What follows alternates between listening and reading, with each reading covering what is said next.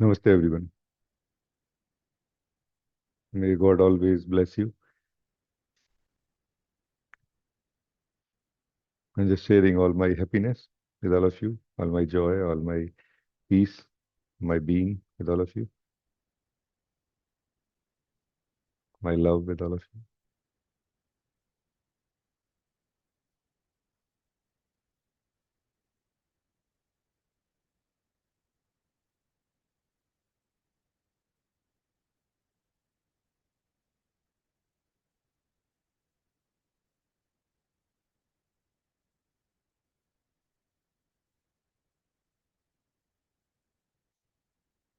Very, very nice. Thank you. Anybody want to uh, talk about anything? You can talk now.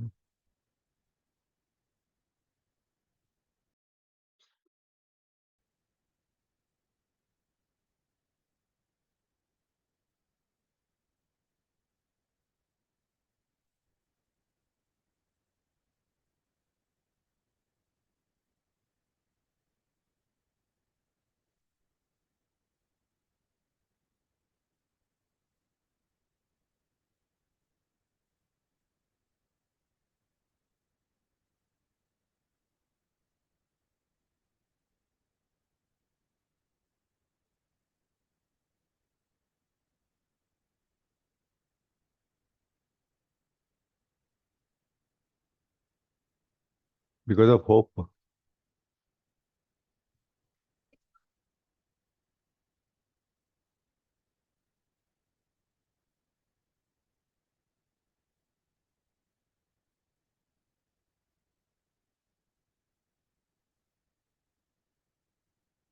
Hmm.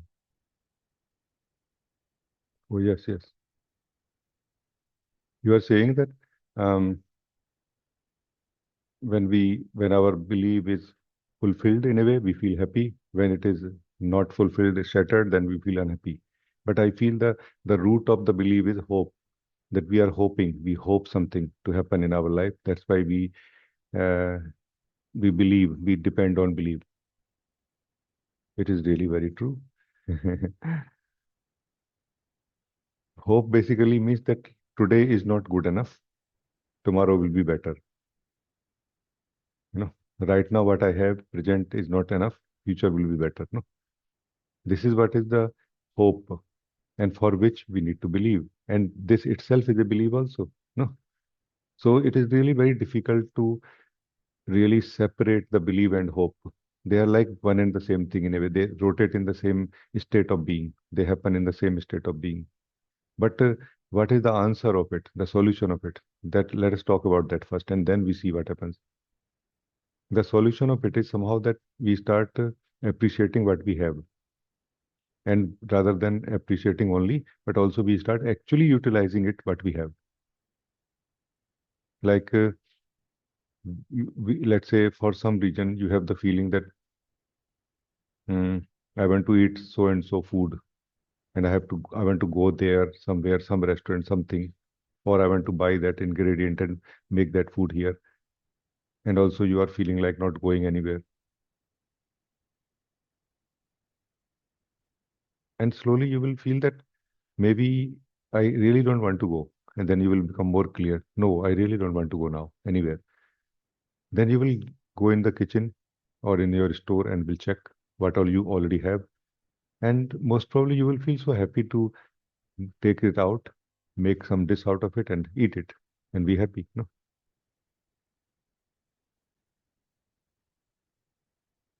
And in this whole process, what is required is a intuitive clarity, not a clarity at the level of mind. You know, a intuitive clarity, clarity at the level of heart is necessary because it is the heart which is declaring that I want some other dish which is not here right now.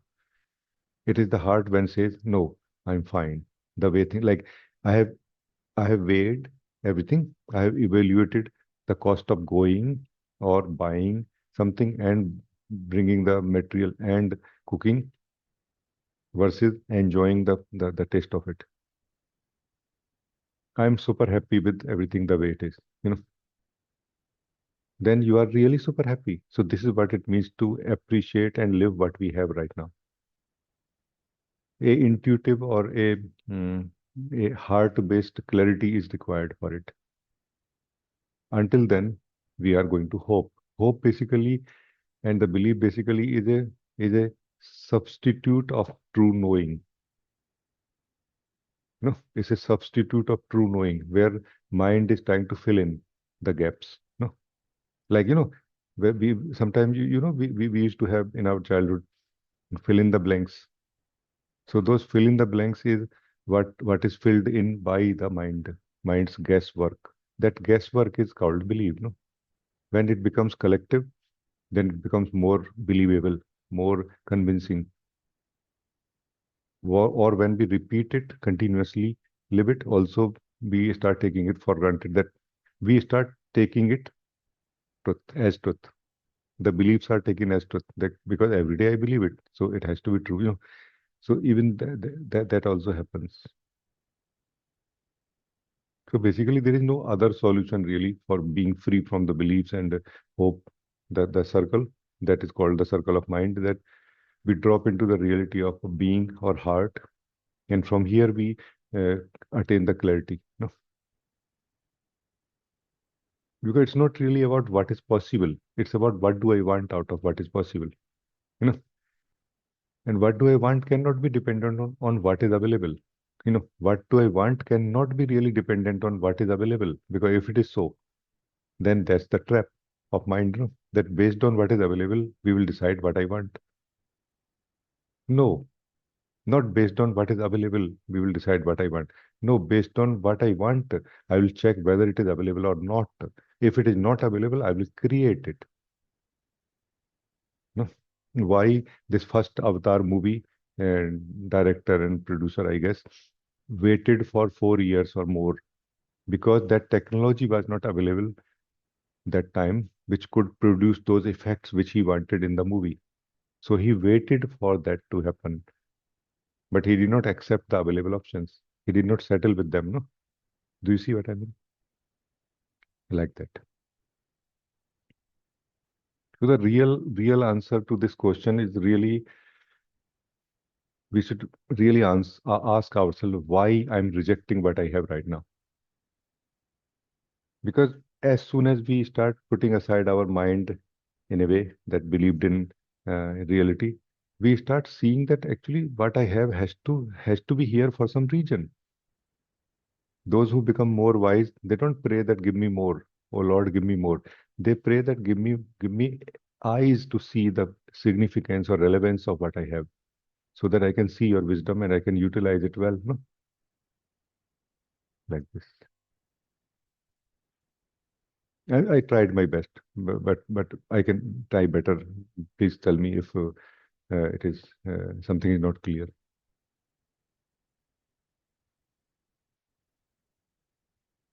Because it's about one more thing, one more ingredient, or you can say aspect of it is that let's say you are not very thirsty right now, but you are thirsty enough. And when you are not thirsty enough, that time you will also not be clear whether you are thirsty for water or whether you are thirsty for a beverage, any other beverage. And that is where that gray area, this is that gray area where the belief will play because you have buffer to play also. No? When the thirst is very strong, it dictates, it dominates, and it decides what it is thirsty of. And it just goes like a arrow to the direction where it will find the water, if it is thirsty for water, for example. So that lukewarm state of thirst is also dictating, playing in the form of beliefs, or because belief requires acceptance by the believer, by the one who believes. No, like for example, it may be like there are many myths, for example, about hypnotizing anybody. No, where it is said, I just heard, I don't know for sure, but I heard that nobody can hypnotize you really without your acceptance. Nobody can hypnotize you from outside without your acceptance. Like unless you accept to be hypnotized, you cannot be hypnotized. You know what I mean? And it is true actually about the belief also. So nobody can force a belief on us unless we accept the belief from inside also. And why we accept it? Because we have a playtime when we are not very strongly clear about some desire, or the desire is not strong enough and still we are attending it. Again, it is more a matter of clarity, I feel, at the heart level, that we should attend those desires which are very strong and clear. Clear means basically they are going to give us a direction also very clearly, that what to do, where to go, what to get, what not to get. Like I have seen you also, that you sometimes come home and little tired also, late also, and we say, okay, let us eat whatever we have, and you say, no, I want something specific. So you are tired also, you will make that food also, and then you will eat that food also, and you will be still happy. You know, because you are clear about that desire. So that clarity again, but this time not at the level of mind, but at the level of heart, like feeling it, like clearly. So this playtime is also where most of the business, personal business happens. Most of the business of the person happens in this playtime. That's why person state is not a serious state about any work. You see what I mean? It's more in a playful state all the time because it has the time to play.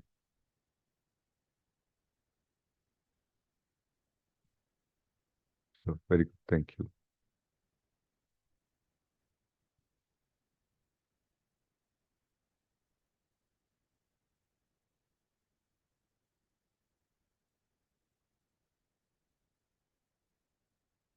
When we talk about truth, for example, we mostly talk or declare, like any one of you talk to me, that, hey, I want to know this truth or I want to know that truth. But you never mention when do you want to know it.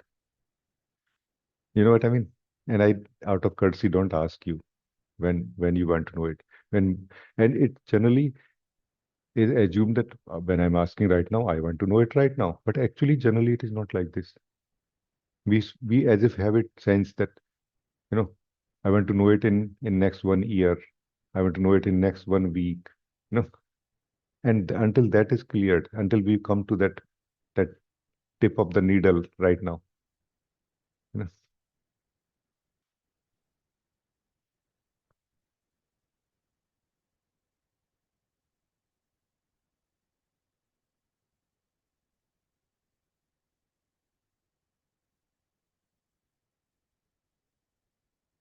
so truth is not hidden somewhere. Truth of who we are is not hidden somewhere. Like this is the only thing which is absolutely never hidden, all the time revealed completely right here, right now. But why we don't see it? This is why we don't see it. Because we are not clear about it, that I want to know it right now.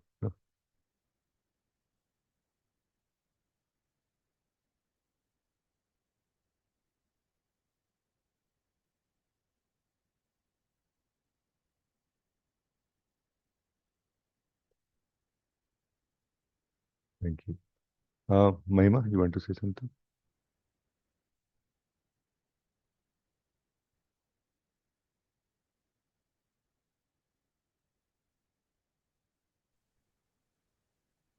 Namaste ji. Can you hear me properly? Yes, yes, I can. Yeah. Thank you so much, Ji, for sharing in your uh, vacation time. Means I'm always thinking uh, you don't have your personal time at all. You just spend all the time for us. And thank you so much for this. And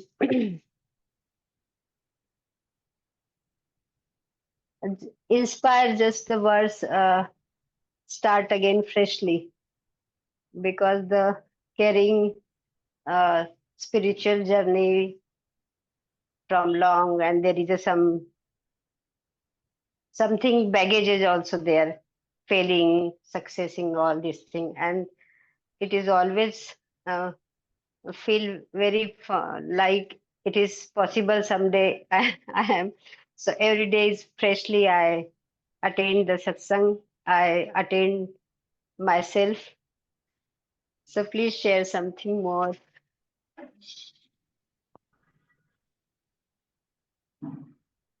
Ah,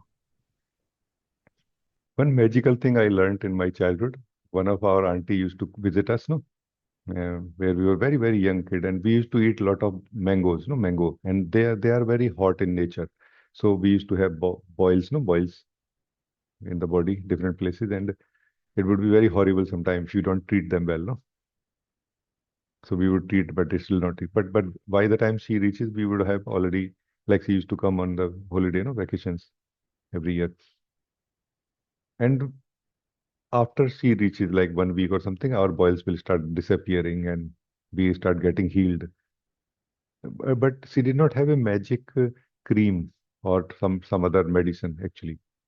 She had a magic understanding of things, you know. So what she used to do, she used to just clean the boil, just plain simple cleaning.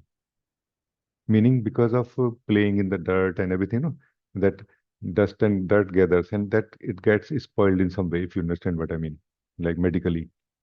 So she just used to clean it every day, more and more, and everything more and more. That's all. And body will heal it by itself. No, it is a magical thing I learned. Like, wow, how amazing is that? Like a medicine cannot heal this boil faster than the body. No? Or rather, a medicine never heals the boil. Basically, it is the body only which heals the boil. No? Medicine only helps in some way to to stop, to remove that which is interfering in the work of the body, no? In this direction. In the similar way, I feel if you keep cleaning the old from you, your own existence, your own inner body of your being will start functioning and will start bringing you in the most healed and you know uh, uh, perfect state. No?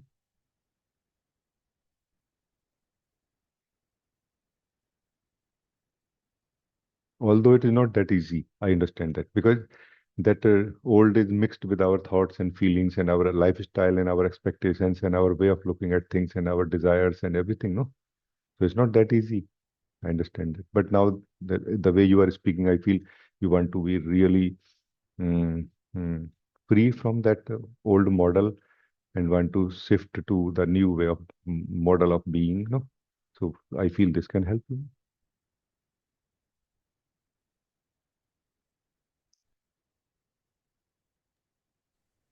Yes, Ji. uh, it is something I feel some strength is coming to stand and leave the past. But I know it is really difficult also. I face some difficulty also, Yeah, yeah, uh, totally. yeah, I am is a helping a lot to me. Whenever I feel something is going abstract, then again I just God's grace and your grace is there. So I remember I am and feel settled. And one more thing I say, I feel in change in me before I have too much hurry. Just finish this all this thing, and I want to just in myself completely. But now I get that passion also. Everything will take time in their way when the God and your grace is allowed to me settle in me. So that hurriness is also little calm down. It all about you, Ji. Thank you so much, Ji.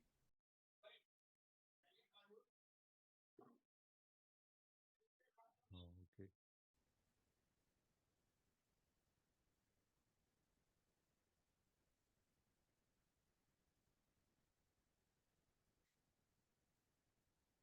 It is good, good. Thank you.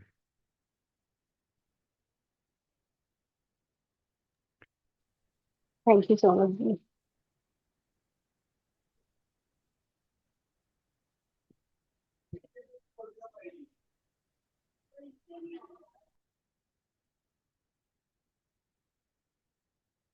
I found one thing very which can be useful, Mahima. I experienced it myself also inside me in my during my journey also that let's say we have two hands, no? And both of our hands are filled with what we have right now, isn't it? Now, if you get something new, where it will fit? Let's say you are walking on a beach, you have you have lot of colorful stones in your hands all already. Then now you find something more beautiful than all of them. Then what has to happen? One of them has to go out of your hands so that the new one can fit in or not. This is that a process called process of growth in life. Life grows like this, but mostly it is very, very slow. Like it is so slow that we can grow up to the degree where we can be happy as a person, but not really so blissful that as the being. No. So for is making this process faster, what need to be done is what we call contemplation or a conscious looking, like consciously looking at our own hands, that what I'm carrying, is it really necessary? Is it really giving me happiness? Is it really giving me joy? No. And before something new fills my hands or replaces this, I can let it go and just enjoy the empty hands for some time. Very nice experience, by the way. Empty hands is a very nice experience for some time. Not forever, maybe, but you know. So I found that if we can develop wisdom to see what is not really useful at all, like at all from any angle. If at all it is useful for from any angle, it is okay to keep it. You decide. But if you feel that it is absolutely useless and still I am holding it will not go away from your consciousness, from your being, unless you become conscious of it. Conscious of it being there and it being useless. You know what I mean? So, like this, we can have a look inside us. What all is really I want and what I don't. And that which we don't want, we don't have to push it away. It will start disappearing from our existence anyway. No? So, this is what is being conscious of our own space, thoughts, feelings, and everything as a whole, not in parts. Like it's developing a sense inside that is this really necessary for me? Because everything that we contain inside our being has a weight which is on the being that we are, no? Like this. This is also something I noticed that I heard from Osho that if you will if you will reach to the diamonds, no, you will throw your colorful stones anyway. No? And somehow I felt that can I be little more uh, more wise or support this process in a way by being more conscious. And I found that what is not necessary, I can let it go. No? Let it go basically is not like pushing it out of my system, because if it is necessary within the harmony and the wisdom of God, then it will not go away from my system. It will go away only if it is there because of me holding on to it. As soon as I let go, it disappears, means it was only because of me. Like it was my Lord giving, respect to me in a way, honoring me in a way, that okay, he is holding you, let it be there. It is not harmful anyway. It is not harmful, but it is also not useful, no, in that way. It's just a unnecessary weight. So like this, if you keep cleaning, you will have more sense of space, spaciousness in your being. You will have more clarity, more wisdom also towards things. Now you will see more the second level of non-essential things, then third level of non-essential thing, then fourth level of non-essential thing. And you will find like, wow, so many things are absolutely useless. I just carry them in case I need them one day. No, inside us, no, inside us. Or many things which we are carrying in the mind, we can just put them on a computer, for example, no? On a record somewhere, a file, a Excel sheet, or like a spreadsheet or something. would be more than enough for those things. And we are using our valuable space of being for those informations to just contain all the time. No? So something I thought that may be useful for you. Thank you. Yes, which is very, very useful. This is complete. So it is good to pray to God, but as they say, tie your camel. No, meaning Yes, you also make your effort. Don't like let it be. No, no. yes, yes, very true. Because you can have this kind of attitude, that I know you, oh my Lord, you will do everything which is in your capacity, but also uh, help me in recognizing and doing what is in my capacity in this direction. No? So thank you. Thank you so much. Thanks.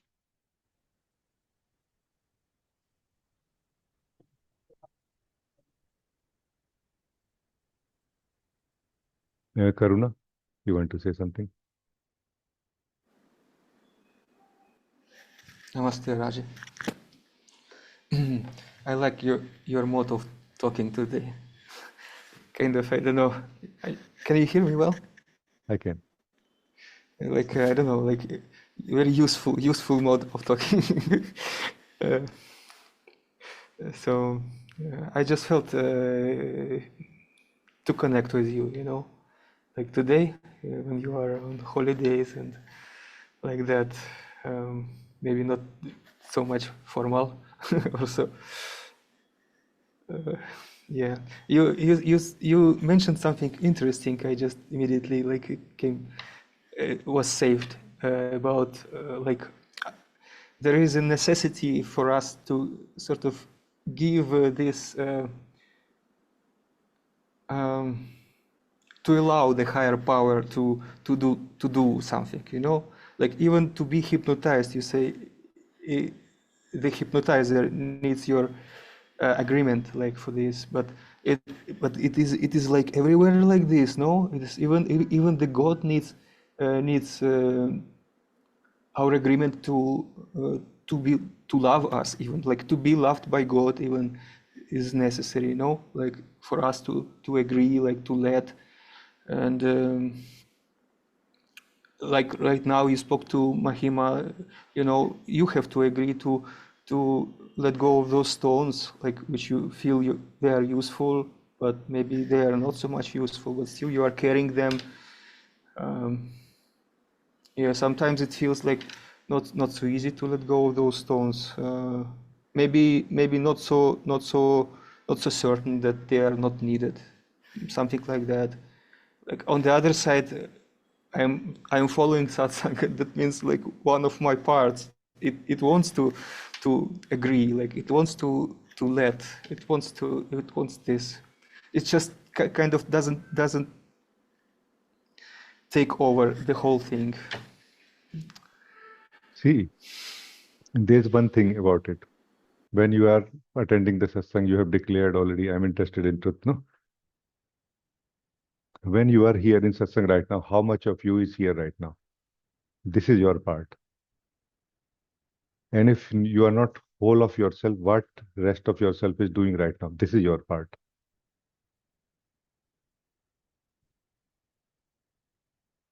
No?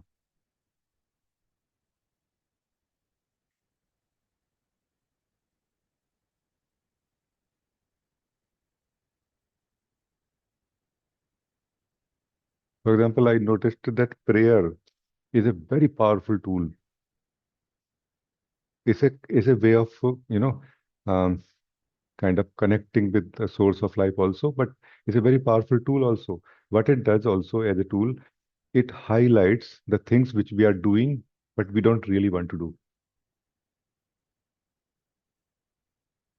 When we say, oh Lord, help me be totally here right now in satsang because I really want to be here. It highlights many things inside us which we are doing, we don't want to do right now. We want to do them later. We want to do them before satsang and after satsang, no? So this is in your hands, for example, also.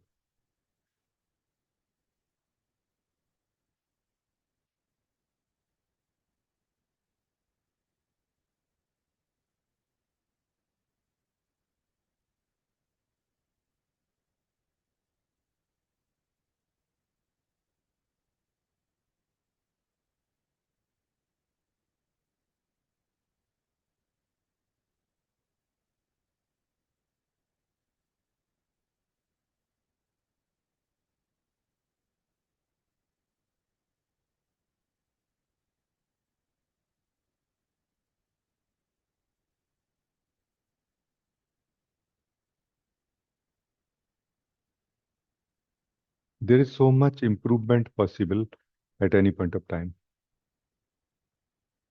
And once we become open for it, that yes, improvement is possible, then we will start doing our part more and more and more. And I know also now in my heart, and I heard first time from Osho that he is never late. He said like this. He is never late, not even for a millisecond. He is always on time, doing his part. As soon as you finish your part, no? So our part basically is not really bringing some change in one sense in the existence in relation to realizing the truth. But it is more of a declaration that I'm not interested in anything else now. No? Meaning declaration at every level. Normally, our declaration is at the conscious level only. No? What about what we call unconscious? What about what we call subconscious? No?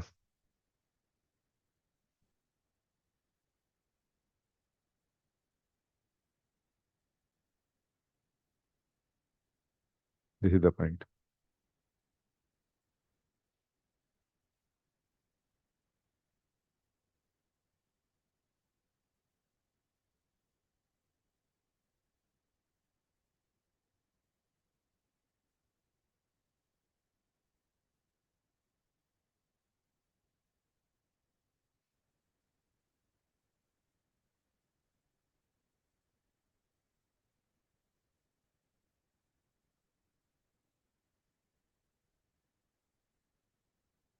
What is the importance of stability or clarity? Stability, basically, like a crystallization, is that we need to be, we need to be, uh, uh, we need to come to the state where we are not affected by what is happening inside us, which is only the conscious level. No?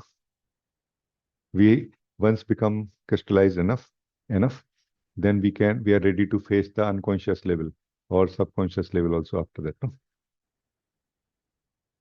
Because that unconscious level and subconscious level is totally unknown to us. Like we are going to end up with surprises. Like what will happen, we have no idea. No, conscious level we are familiar. Like if you don't know, somebody else knows on the net. You can check. You can Google, no? For example.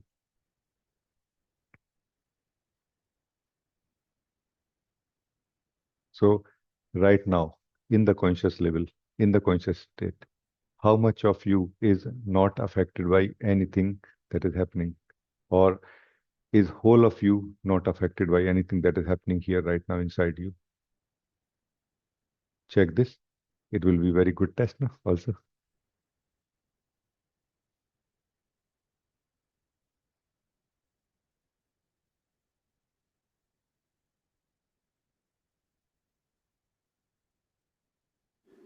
Could you please repeat the question?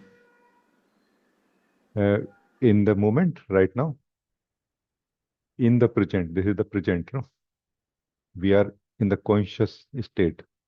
In this conscious state, how much of you is present and not affected by anything that is happening inside you, no? That much stable, we can say, you can say you are. No? Stable means not affected, no? Not moved, not moved. Are you moved by what is moving inside you? Or are you not moved by what is happening inside you? No? And this is going to serve both the purposes. It is going to bring a stability in you, or enable you to discover the stability you already had, and also is going to cause the self knowing or self awareness. No, because you will know I am not affected. No, so the self awareness will naturally happen here. No, hey, I'm not affected by this. I'm not affected by this also. I'm not moved by this also. So it is establishing two things in you. One, that which is moving, and one, that which is not affected by it or not moved by it. No? And this has to go deeper than the conscious level slowly. The unconscious, subconscious also. While we are in the waking state only, I'm not talking about the sleep state or dream state, but in the waking state only, all three are present. No?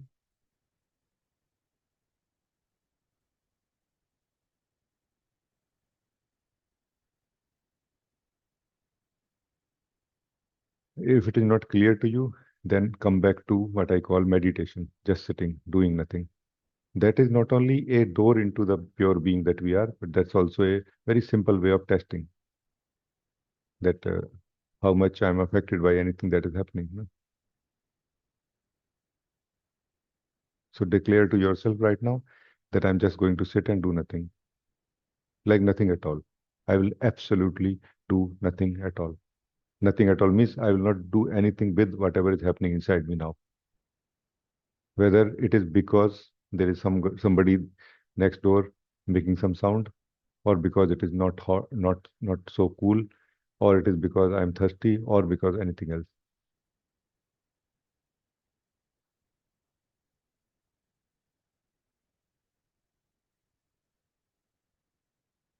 And it will be highlighted in you that how much we are affected or moved by things which happen inside us so quickly. A thought comes, a feeling comes, and we just get driven by it. Like, we get into a flow again. We totally forget that I decided to not move or not do anything.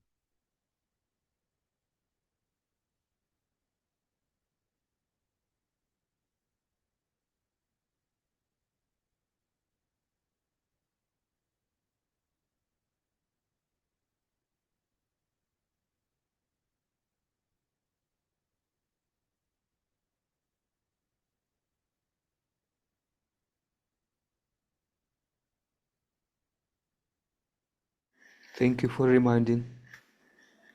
Thank you. Yeah, thank you. How nice. Uh, Try to understand that you not moving is same as you coming home. You coming home is same as less and less word there, more and more truth here. When you are absolutely not moving, there is no word there, and there is all the truth here only. There is no truth anywhere else now. There is no unconscious, subconscious there anymore now. You know, the unconscious and subconscious is the experience only relative to the conscious level. When you are free from the conscious level, you have to be free from unconscious also after that, and subconscious also after that. And then they are not subconscious, unconscious, or conscious for you anymore. They're just part of the one thing, no? And you are that thing which is knowing all of them at once, not one at a time.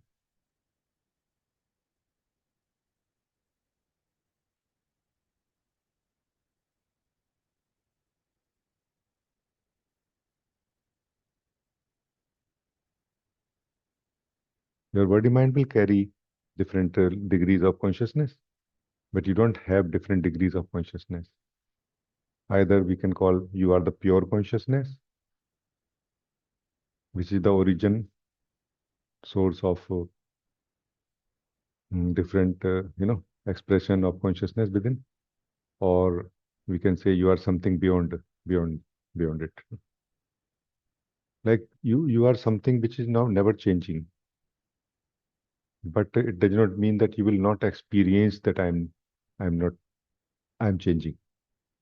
So the truth is that you, the being, is never changing, but also the truth is that you are continuously experiencing that I'm changing, and we are just trying to overcome this problem, which is actually not a problem, but it is a deception.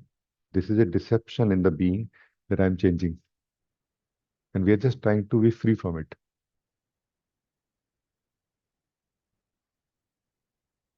And for that, you need to do just one simple thing, but I share core meditation. Ensure that you are not moving. Ensure that you allow everything to move in you as it need to move in a natural speed, rhythm, not suppressing anything, not trying to change their speed or something, not trying to make it more spiritual than it is. No. And then ensure that you are not moving with what is moving. You don't go when a thought goes. You don't come when a thought comes. You don't flow when a thought flows. You don't move when a thought moves. You don't change also when a thought changes. So this is a deception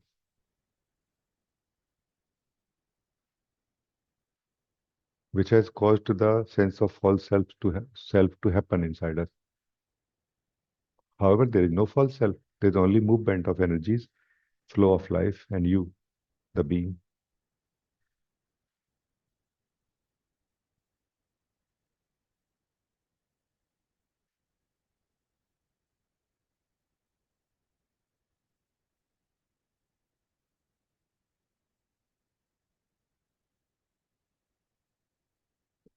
If you look at a flowing river for a few minutes, then you look at the land again, you will find some kind of strange experience happening here. Like land will start flowing also for you, no?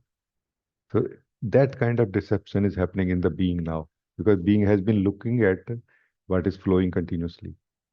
That it feels I'm also flowing. It has as if lost its natural stability. No, it's an existential stillness, as if it has lost. Not that it has really lost. So it has to gain back that natural existential stability and stillness now. Meditation is that way for it. Meditation is not something new I'm teaching. It is the most ancient approach so far, no? Because it is the way of the being which I share. It's not some kind of new thing. No? It is the very way of who we are. And we are trying to solve this problem in the way of the being that we are already. No?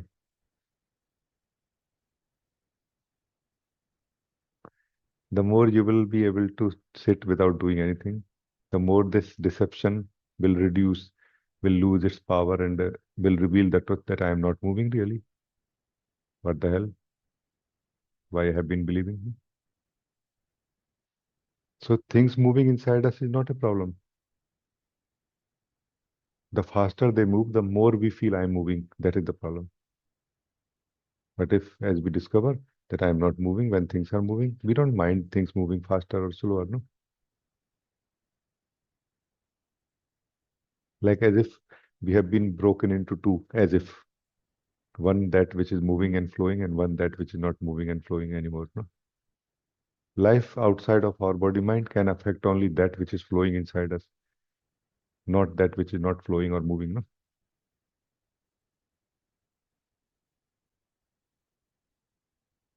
Which is an amazing thing to discover, that there is something inside me which can just not be affected by anything that happens in this world. No? So thank you. Very nice.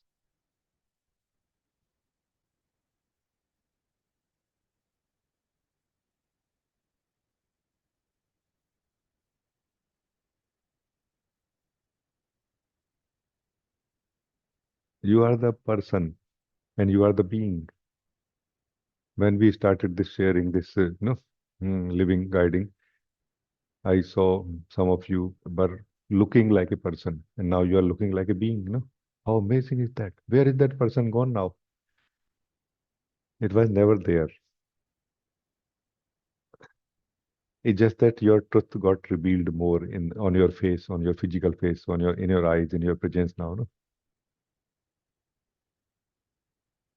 it was never there.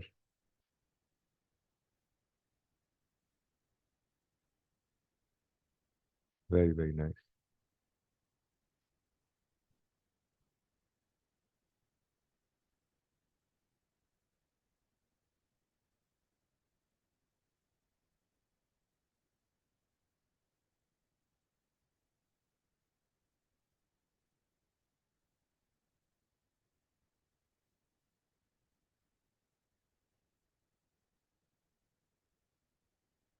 Anna, you want to talk?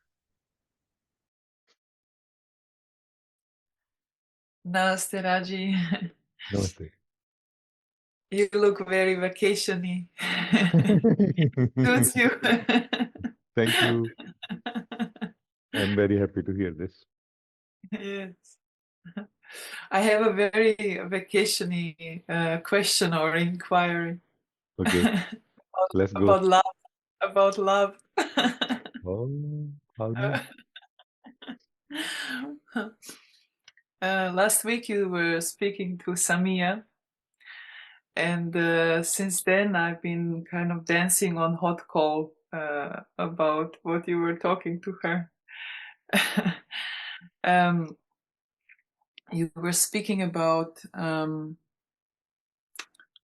love, but about this like isolation of us, how we like isolate into something that we know, and then it repeats, the pattern repeats. And yes, and then it stayed with me a lot this week. I realized today, right now, I would like to let go of some of my plasticky gems and and experience the true, not from the head, but the true unconditional love. Because I realized that it is something that I've been carrying with me for a while because it was necessary. It was necessary in order to be able to concentrate on satsang and to function in life in the best possible way, to just to be the best possible way. But I can see that I don't need it anymore. It is just this belief about love, but also I live from the belief of the unconditional love as well,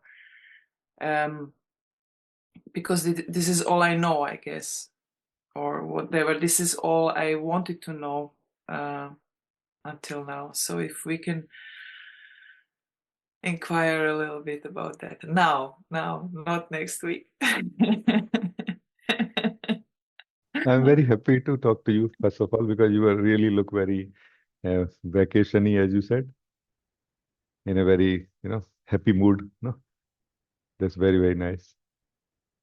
A long time back when I was very, very young and looking in the direction of truth inside me, that why I'm not able to merge with this truth which is inside me, I found as if I had, what we call floater, no floater, which we give to the children, no children. You put something like attachment, which is not really plastic, but it is something synthetic, where you can fill the air or something like this, and because of this the child cannot drown, cannot go. And for a seeker of truth, for a being like us, as if we have many floaters like this, and we are not able to go. I felt like this, that there is something which is not letting me merge with the truth of my being inside me. It took me a long time to figure out what it was, but now I feel we can more quickly come to that discovery.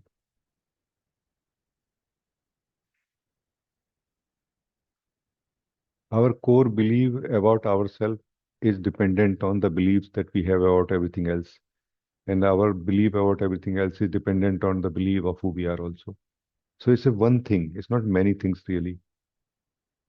It's just that from where to begin, breaking out of it, no?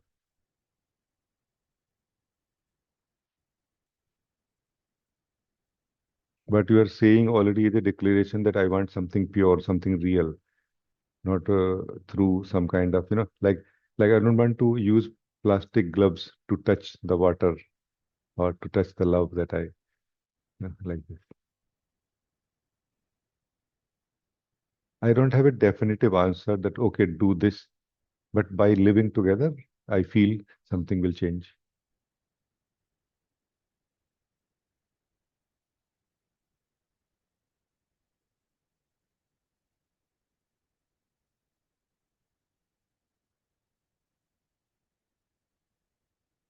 So there is a love, there is a love which is one.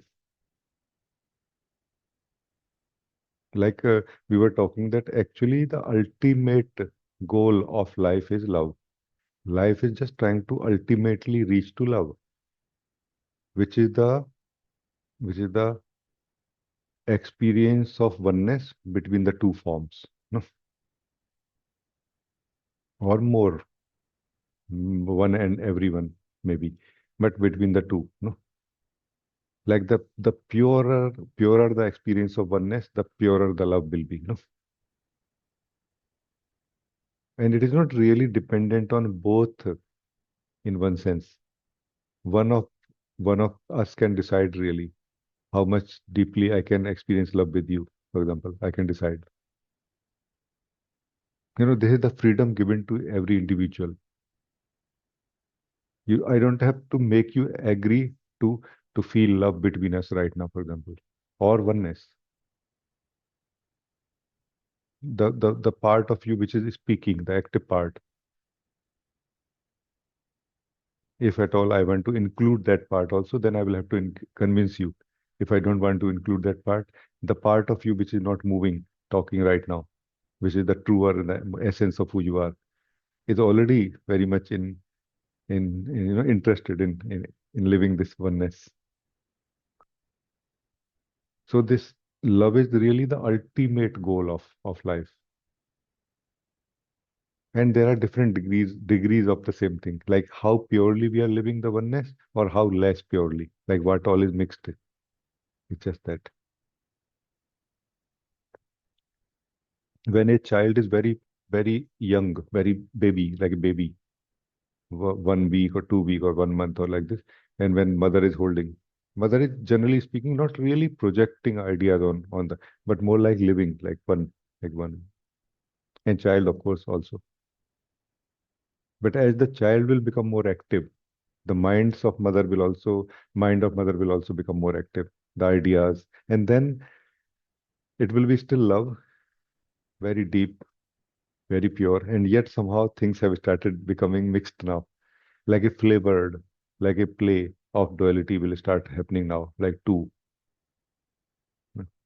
And then this is the same thing goes more and more and more and more and more up to the level that we feel that reality is divided into two, me and you.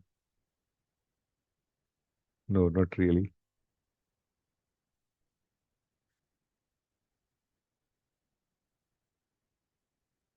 So I cannot speak more than you can allow me to speak on this topic right now. For example, this much one we are all the time. That's why I always say that what I share in satsang is not really only my responsibility. It's just 50%.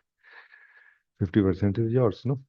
Every one of you is in a specific way enabling me to share something, inviting me, encouraging me, opening up, like giving some space for something, and that is what is shared in this specific moment. You know, do you see what I'm saying?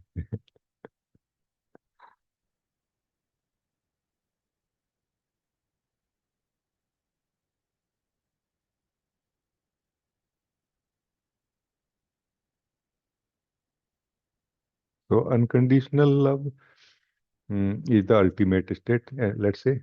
But unconditional love is not where conditions are not there. Unconditional love is where you don't have value for conditions anymore because of the taste of love. That the love is so deep that you feel like I don't know really, that whether my love is conditioned or not. But I'm supremely happy. Like you want better than this? No, I'm like totally happy. Like totally, absolutely happy. I don't want more than this. You know what I mean? So this I feel is that actual pure love. Unconditional love is another end of the conditional love only, relatively less conditional love is what we are calling more unconditional, no?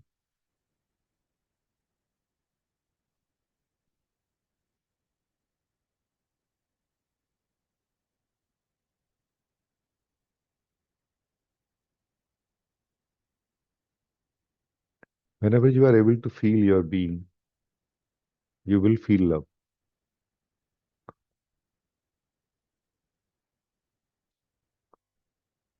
So many of you are allowing me to feel your being, feel my being, and feel this love. No, I feel so thankful to all of you.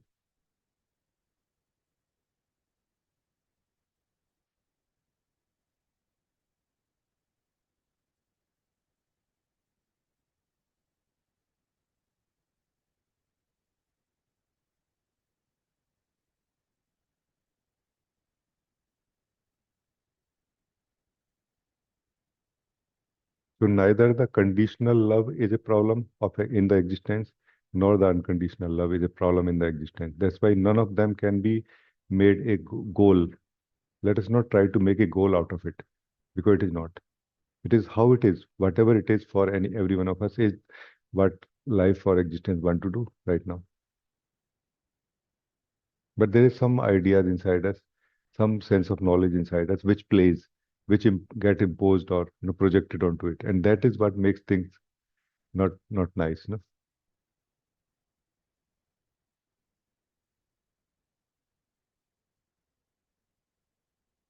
Like when we go to the beach, no, here, let us think what is the best way to meet the ocean or the sand. And the more we think about it, the more it will be impossible to meet the ocean. Just ensure that the ocean is real. It is not in the dream. So that to check your feet. Oh yeah, they are touching the actual sand. Oh yeah, nice. That's all. Allow a meeting to happen between you and the ocean. And this is what is actual possibility. And somehow you don't remain so much of a separate person anymore. The ocean doesn't remain so separate anymore from you also. A magical oneness is experienced. So this is also, thank you.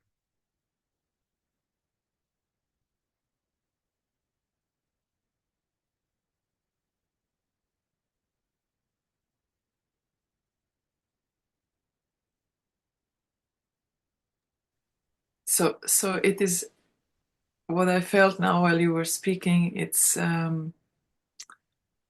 not so much the projection of what love or unconditional love are, but more like some kind of belief protection from it, more like that, something that is still frozen, which is like a pattern that we learn or pick up or whatever. And so how, as much as we allow for the godly or for this unconditional love to enter us, this is again up to us, like you were saying in the beginning of the satsang. It's up to us how much we will not do anything else in the satsang, but live the moment. And so it's the same. It is the same with this too. And this is the intimacy. I have to ask like this because I don't know it. It is actually for me. It is. I don't know I don't know if it will be something different in the personal language, but this is the real intimacy. Love is that real intimacy of the being with itself, with the being. No? This is not an intimacy between two people. It is the intimacy with the same being. So the whole life is working in the direction to experience intimacy, with itself. I can feel intimacy with the being, being can feel intimacy with, because how it will feel, by the way, as you will become a little more aware of who you are or truth of life, you will know that what is the difficulty, how one can experience itself. This is the challenge of the being, one being. Love is the answer for it. Love and duality, of course. Without duality, you cannot experience love. No? Experience, I'm saying. No? Because love is something that is experienced. When we experience the being within the duality, that may we call it love. No, that's why it is so valuable. Most valuable thing in this world is love. It is said. Why? Because of this. Because it is the experience of complete truth while we are still in the form. No? Like there is no duality and there is yet duality. Like duality of manifested body, mind, conscious, individual consciousness, but no duality, no division. You know?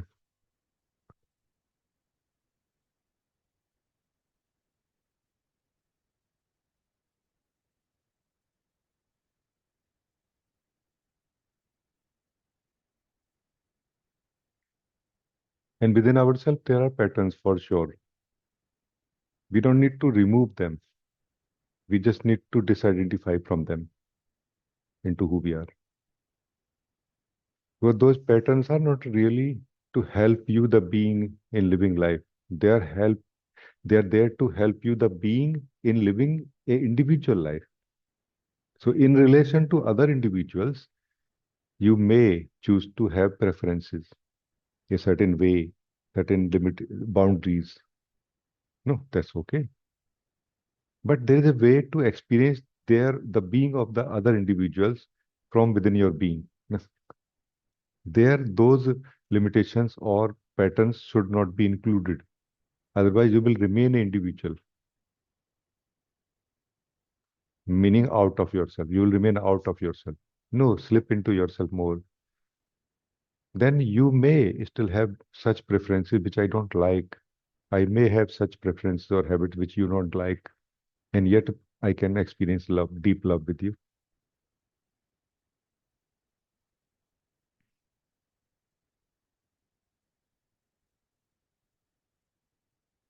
So thank you. It's very nice. Thank you.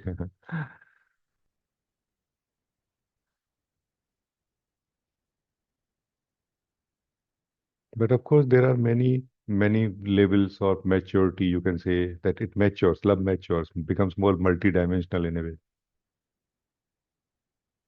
No?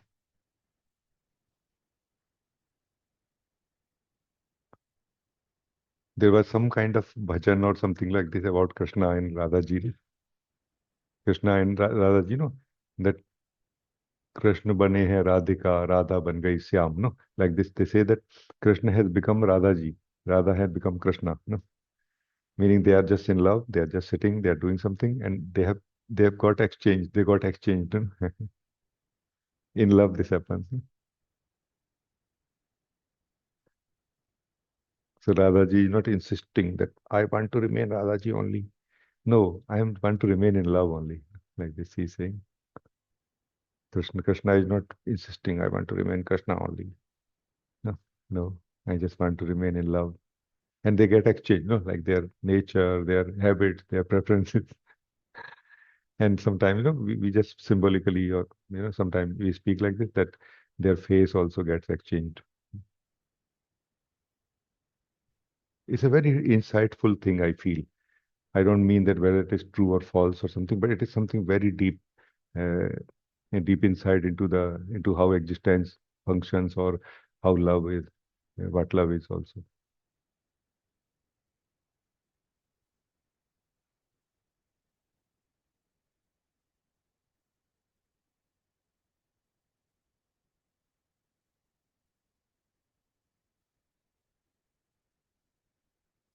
The most, purest form of love I have experienced, or I have come to know so far, is where the lover and the beloved is not there.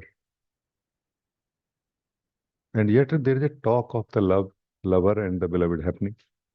And who is talking that? Who is doing giving that talk and everything? There is a dance, Maharas of that love is going on here. Meaning the duality is not this much present even here, that you can even have a slightest sense of in lover and the beloved. Just one, absolute oneness. And yet that talk is going on and dance is happening, prayer is happening. Mhm. It just keep exchanging. Sometimes the lover becomes the beloved, sometimes the beloved becomes the lover. It is said also in our traditional approaches that the the the devotee worships God and the God worships devotee. Right? In one sense, I think it is said like this. Yeah.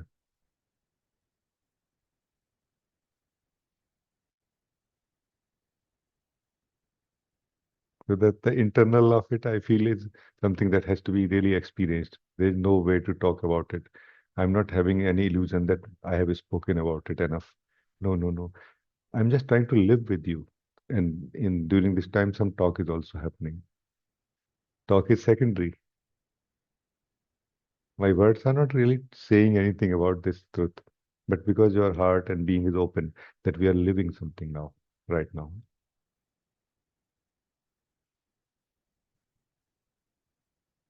These words, when recorded and will be heard again, they will carry some fragrance of love, not some meaning of love. No,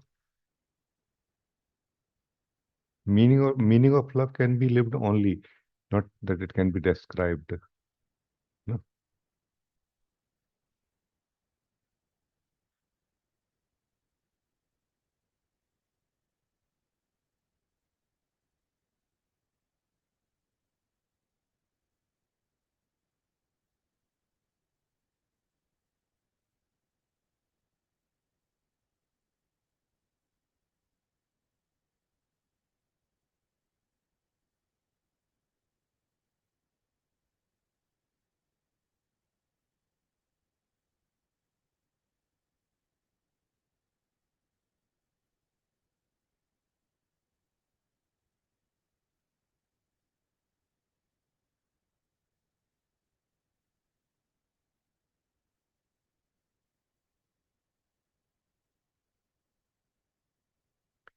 it is that one who has divided himself into many,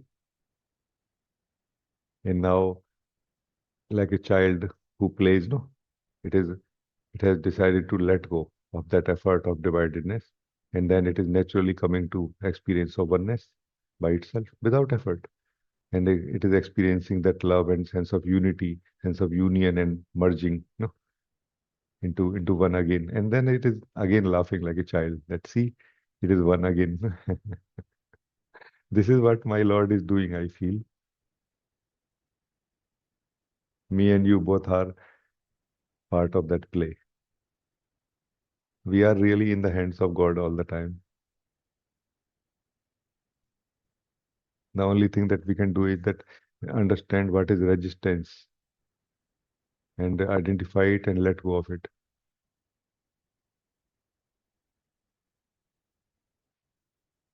Because this is my experience, that when I'm able to experience love through my effort, it is always second hand, it's always second hand. It's not really real. As a person, it was good. From the point of view of an individual, it was kind of fine. But now, not anymore. Now, when I don't make any effort in this direction, I just remain available for it. And it doesn't happen for quite some time. Even that period is very beautiful. But when it happens, you feel like everything, I can give everything for it. This one moment of experience, I can give everything for it. Nothing more valuable than this. And then it happens again, not just once. Love is that junction point or that state of being where duality and non-duality meets, merges, becomes one, and yet remains separate. That's why love is the greatest mystery of life after God, no? Love is not such a small thing. That's why, Anna, your outlook is correct. It's something much bigger than anything. I don't know what it means, but I heard somewhere somebody asked Papaji that, is there anything beyond awareness? Somebody asked, is there anything beyond awareness? Papaji said, yes, love. Love is beyond awareness.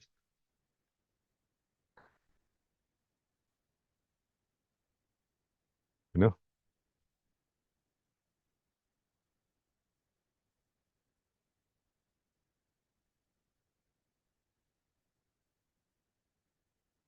I don't know why, but this example, the dialogue of Nachiketa and Yama is coming again here. where Yam is the god of death. Nachiketa is young man asking him question that what is the secret of death? I want to know what is beyond death. And he agrees that okay, I will explain. Then he, in one word, one statement, he says that beyond the body is mind, beyond mind is soul, beyond soul is unmanifested, beyond much more beyond unmanifested is that one. So in this example, where in this context where we are, Anna, that which is unmanifested is actually living as one soul of whole life.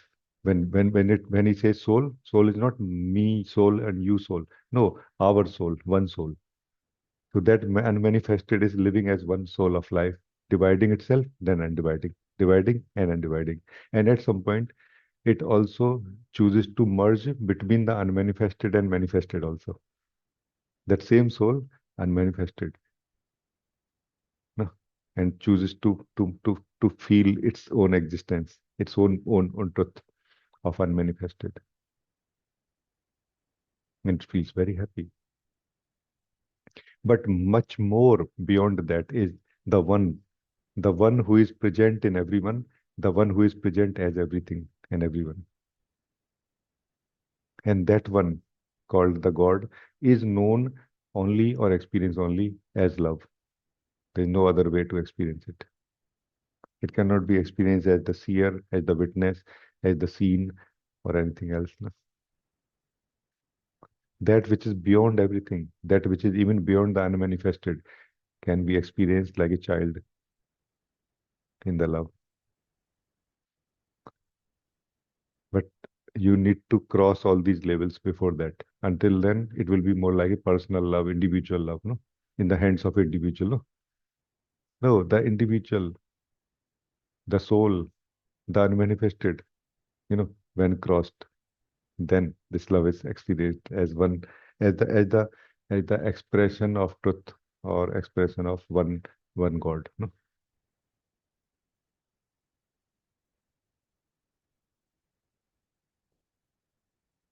Like this. Thank you. I don't know how much fitting these words are, the dialogue of Nachiketa and Yam, but it was just my version. So please excuse me if it is not fitting well in terms of technical correctness.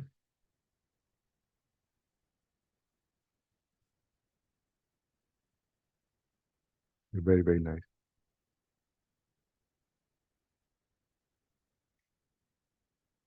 Nishant, you want to say something? Namaste, Rajee. Namaste. Glad you're on vacation. Glad you're able to join. I did not hear well. I was saying glad you're on vacation and glad we are able to join the holiday. The flavor of the satsang is also like, like strawberry ice cream. Yeah, like the background. Rather than a very serious background. It's like ice Oh. cream. And good that it is not serious. It's very nice. If it was really possible for me, I would be sharing from the beach actually. No? I always wanted to, no? But it just said too much noise and like this, yeah.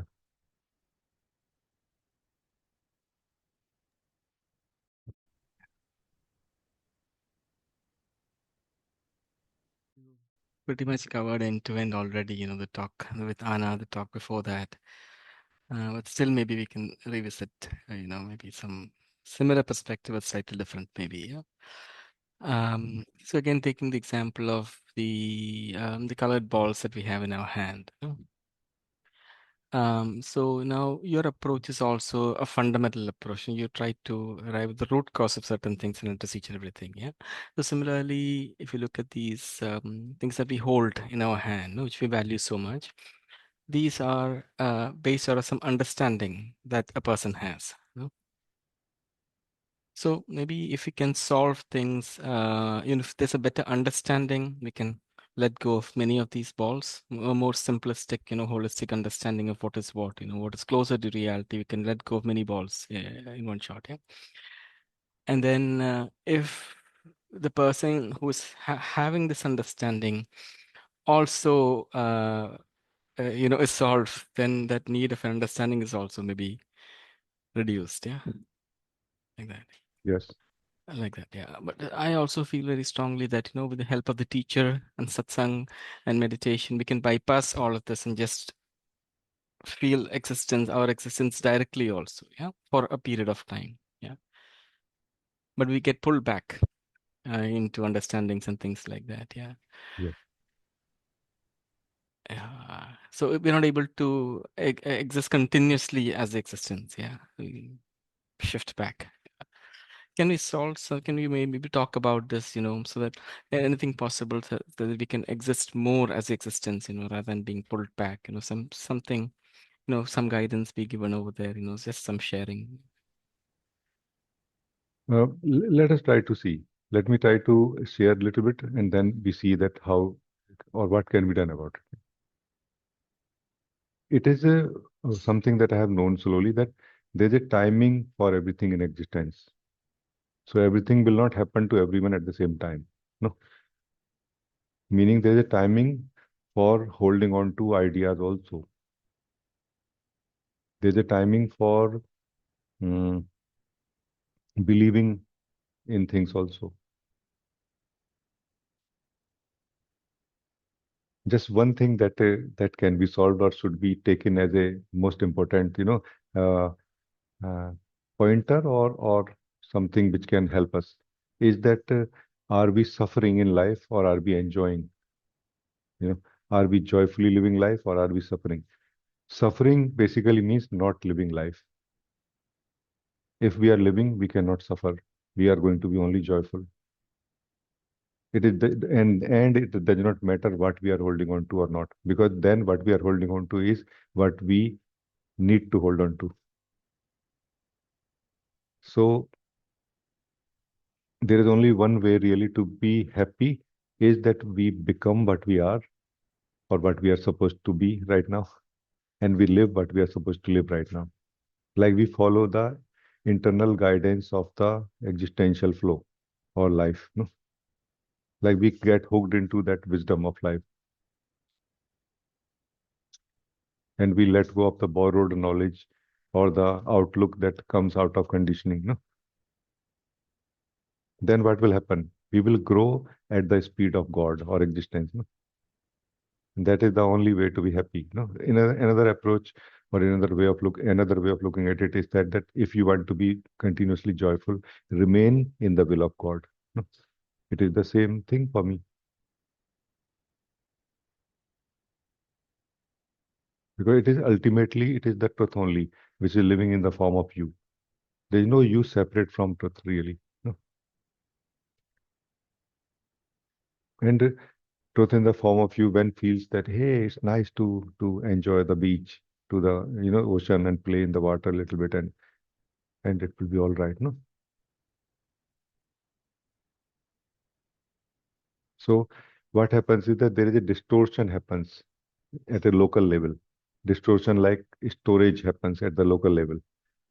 We start storing thoughts, feelings, a sense of story, a sense that my life is inside myself in the form of thoughts and feelings. That is where this individual separate from life is born. So it is not that life is suffering. It is the individual separate from life is suffering. And then when this individual asks the question, who I am, it is found that actually the individual separate from existence does not exist. It's not there. So suffering never ends. Sufferer ends or found to be not there. And life is found to be here, flowing nicely and only producing joy, even through the struggle. Or whenever it has to open up something very strong inside us, it goes through some kind of discomfort and pressure or stress also. But it is all sweet, no?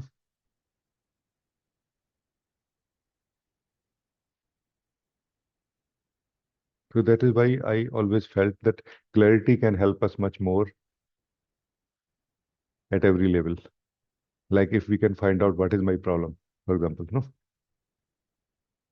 Like what is the problem I'm trying to solve, no? If we are trying to solve the problem which everybody is trying to solve, that's a very, that's not a very stable ground. No? We should be very specific. We should be more specific, no?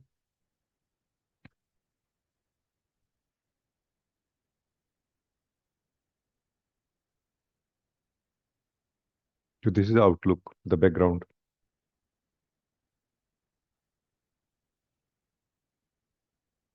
So there is a non-essential sense of individual, you can say, or resistance. Same thing, really, no? Non-essential component or portion of individual self or resistance is there, which should be removed to make it beautiful. No? The essential resistance is created by the existence itself, and it cannot be removed. That's why many things inside us just cannot be removed. We cannot touch them at all. We can just try and we just feel unhappy, frustrated also.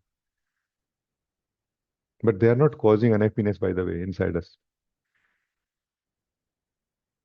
Only one thing is causing unhappiness, that is ignorance, no ignorance.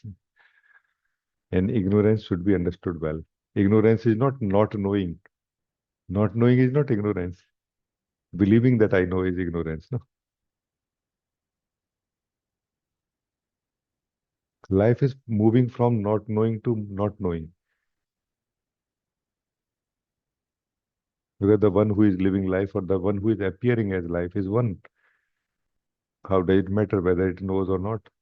It knows everything at any point of time, all the time. Yes. And it is the joy of the one being that it want to experience at an individual level that I don't know. But at the individual level, some kind of malfunction is happening where it is trying to fill in the blanks through the guesswork of the mind that I know, I know, I know. No, we are supposed to feel I don't know. That's why we will feel that punch of knowing life. And we are missing the whole point of existential way, the divine play that we are trying to believe, oh, I know, I know. No, no, no. We are supposed to be really in that clarity that I don't know really. And then when you go to the ocean, wow, let's say you're clear, I don't really know the ocean. And you go, wow, how amazing is that? Like you really feel that joy, the beauty of it, no? But we are now continuously living in this mind state where it has become like under our skin or something, like mixed with us so much all the time.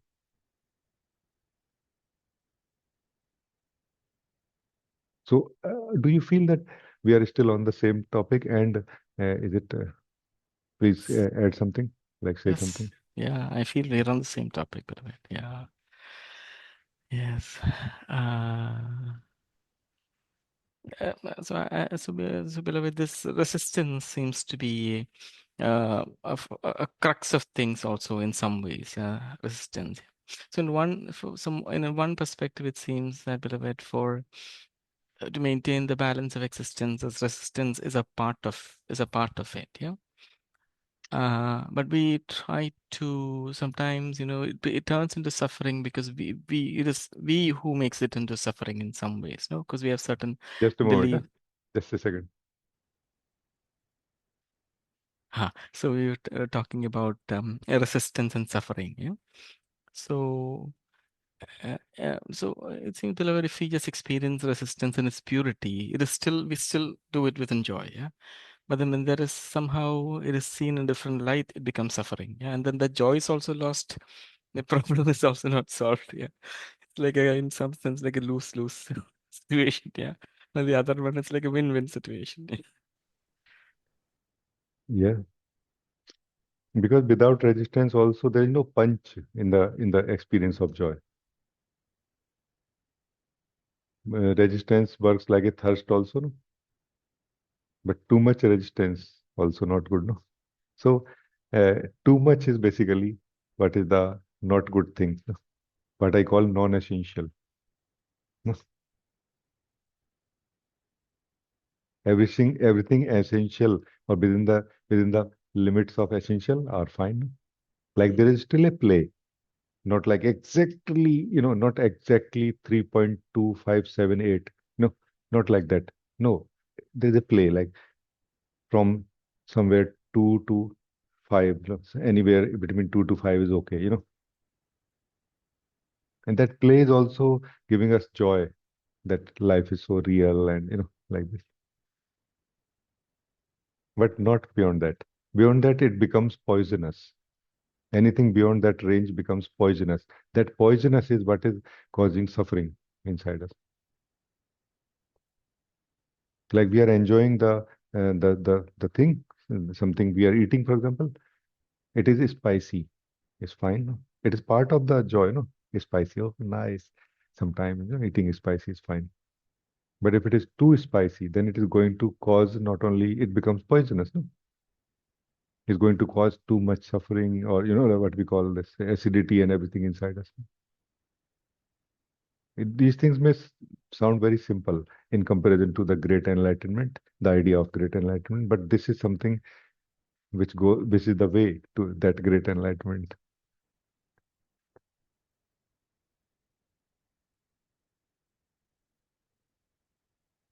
It is said that everybody wants to go to heaven, and nobody wants to do what it takes to go to heaven. What it takes to go to heaven? Die.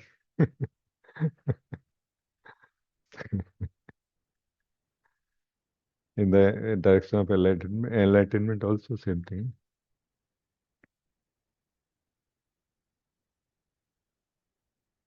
Enlightenment is a natural growth that happens in existence by itself. The path is joy. Joy is the path. Being here and now, appreciating what I have is the way. No?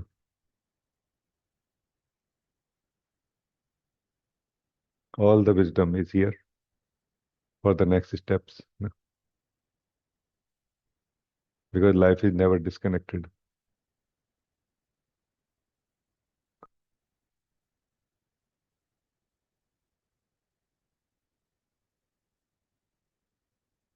So it's a very mysterious thing for those who have not understood or seen it yet. What is an individual?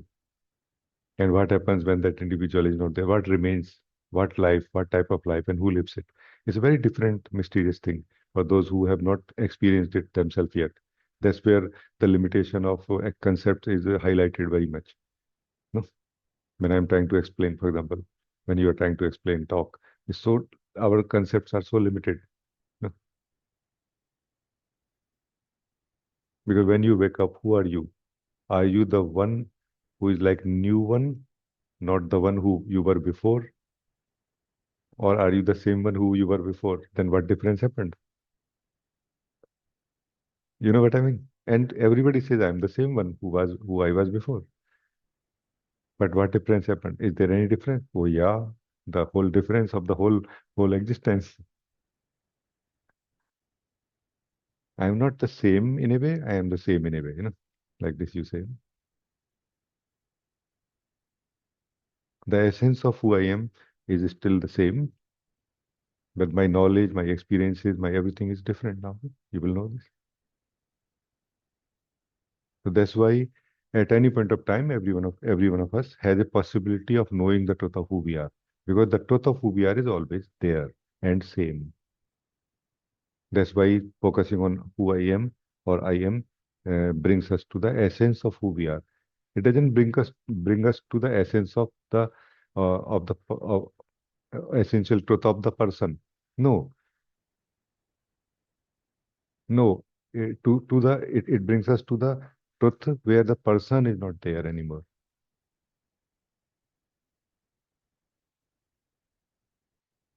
Person is more like a personal outlook towards life, in which I am a person and you are a person.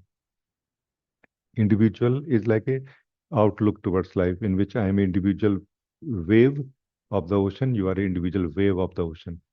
Beyond that is the true perception, place of being, from where we have a true perception of the ocean as it is, without any attachment or detachment or resistance or reference. I am a wave, you are a wave. We are made of the water. Water basically is that ocean. No? We are the ocean. No? We are the ocean right now, not tomorrow. Because there is nothing else. There is only ocean. No? So for the ocean, waves are not there. Waves are the play of the ocean. But for us, the individual, it's a very serious matter. No? But who are we, the individual, ultimately? Not ultimately, right now. We are again the ocean only. There is no individual also. So this is a very difficult matter. Uh, it can be experienced much simply, but it cannot be described. No? Yeah, please say anything else.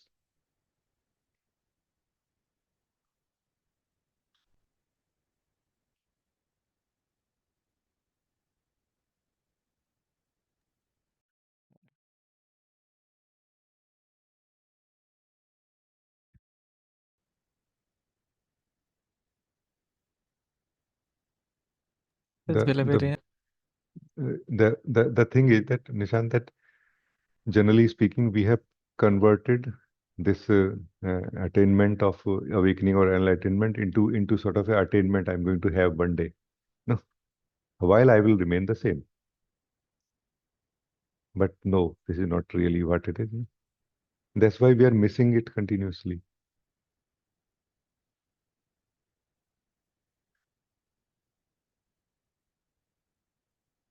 There is no such thing as enlightenment in this way. No. Ultimate enlightenment is basically living the truth of who you are.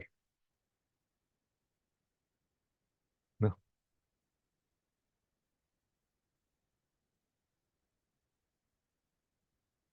But it doesn't seem like a attainment so much, although life is amazingly beautiful. No?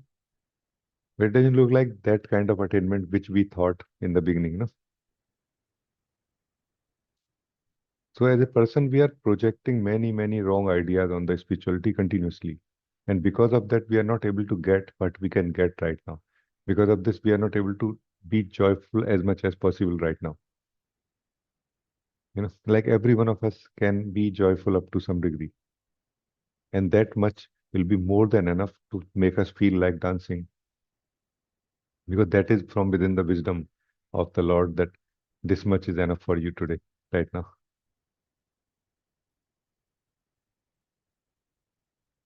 Like how much sweet you can eat today, Lord knows this.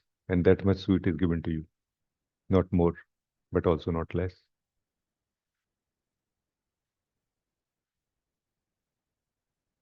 Yeah, please say anything now.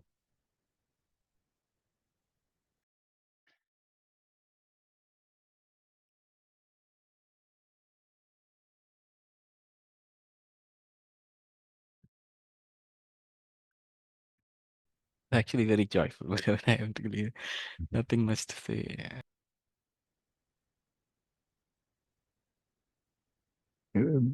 Just um, just to declare in a way, when me and you are discussing, it is life discussing, no, about truth.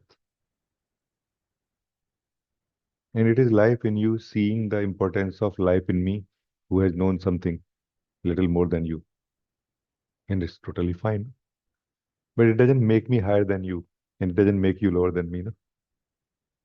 It is not really we are not two of us. We are two part of the one. Even in the dialogue, in this dialogue, we are two part of the one dialogue. No? You see what I mean?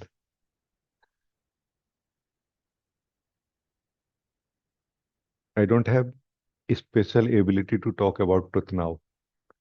I just have absence of resistance for it now. No?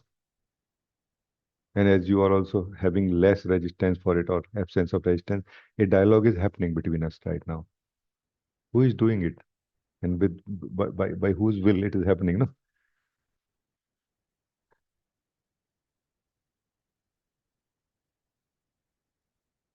And not with you only, Nishant. No. Madhvi, we talked something beautiful. Like a rapid fire round happened with you sometime. No? I was driving on the hilly road and we were talking, continuously talking. So powerful, so to the point, immediate response from both the sides. Who was that who was discussing? It was the life, no? On the beach when we walk, we talk to the point, immediately, like acutely to the point, How it is happening? It is life only, no? As an individual, I was very limited. I know now. Meaning my mind knows, no? Your mind records, no? The whole journey. So as an individual, I was very limited. But as a free from individual, I'm not unlimited. It's just how it is. Sometime everything, sometime nothing. No?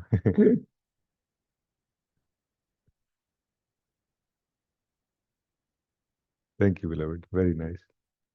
Can I say just one thing? Now, something I just observed right now, beloved. This interaction feels like, like there is minimum resistance. Yeah. Like a special circumstance of life where there is like superconductivity and not, Yeah, yeah. like it feels very, the flow seems, there seems to be a flow that just is driving this, Oh, yeah. True. It is true. Actually, in our discussions also earlier, no, in our childhood, we used to have this kind of discussion where we used to call it's like a healthy discussion going on. Healthy discussion is where two friends are meeting and talking to each other, and both are giving their own arguments, logic, rational, everything. Not that they are holding back. They are saying, okay, whatever you are saying is right. No, they both are actually very in a friendly way fighting their own stand, no, holding in like their own ground also. But together it is becoming a beautiful thing because ultimately they don't have any bad feelings about each other. They are not trying to win over anything or and then used to happen sometime that some outsider or somebody will come and they will be giving the argument also, rational also. But what we used to call in Hindi, no, kutark. Like tark is an argument. Kutark is not an argument. It's not a bad argument. It's more like like sorry. It's like using argument for bad intentions in a way, for personal egoic intentions. No, that is kutark. Just using argument to win, not using argument to discover. No. So here we are using argument or mind to discover. No? That's why it is joyful.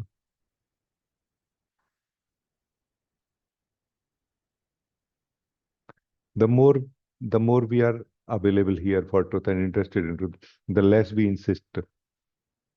But it doesn't mean that we are powerless, like oh nothing is happening. Not like this. I'm very happy to talk with you.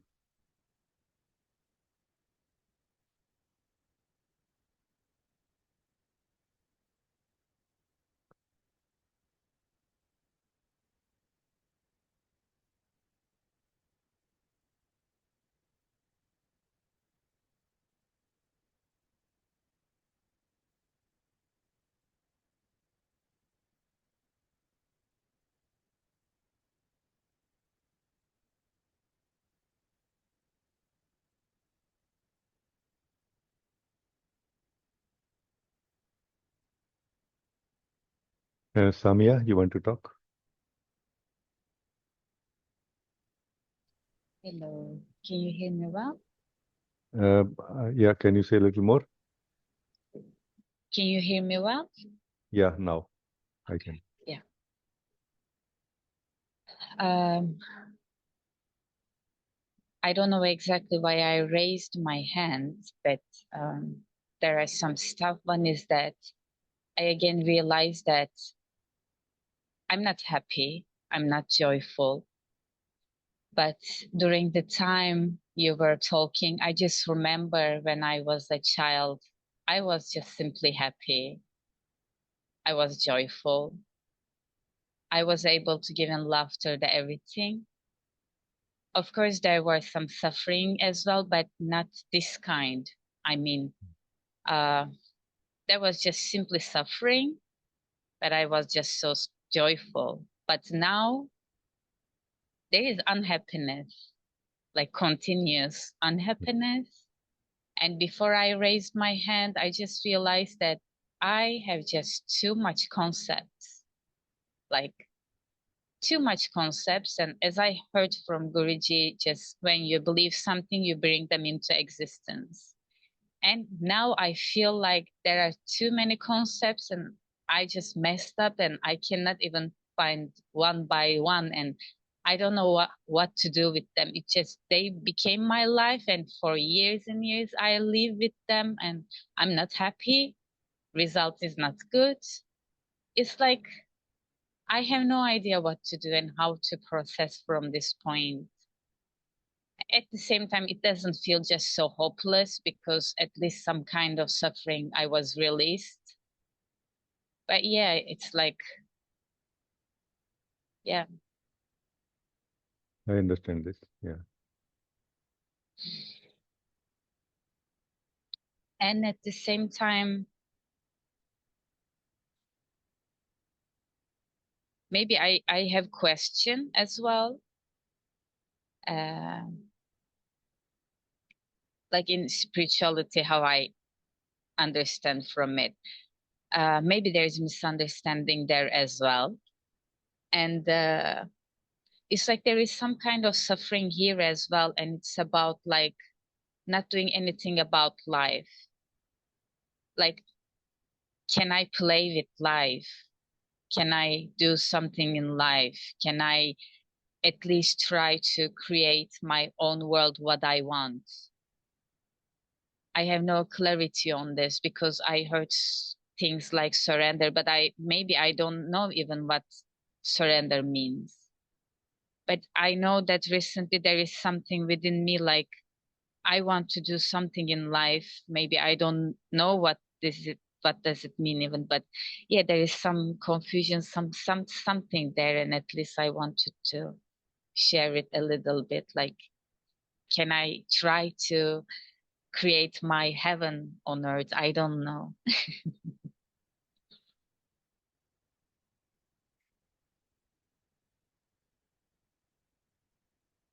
I don't see a question here, so I cannot really specifically respond, but I can just share what feels in the moment.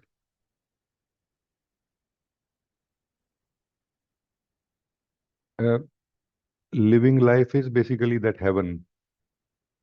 As we are able to live life, participate with life, it is that heaven. Then joy is continuously there. Because living of life gives us the experience of joy. Life is joy. That the very material life is made of is joy. But mostly we are not living it, first of all. We are thinking about it only, no? That's why we have such an importance of going to holidays, vacation, for example.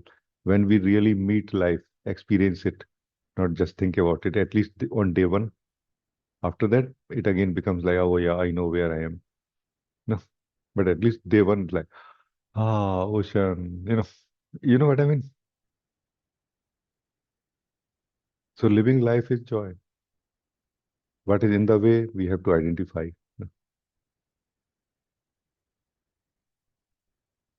I found as if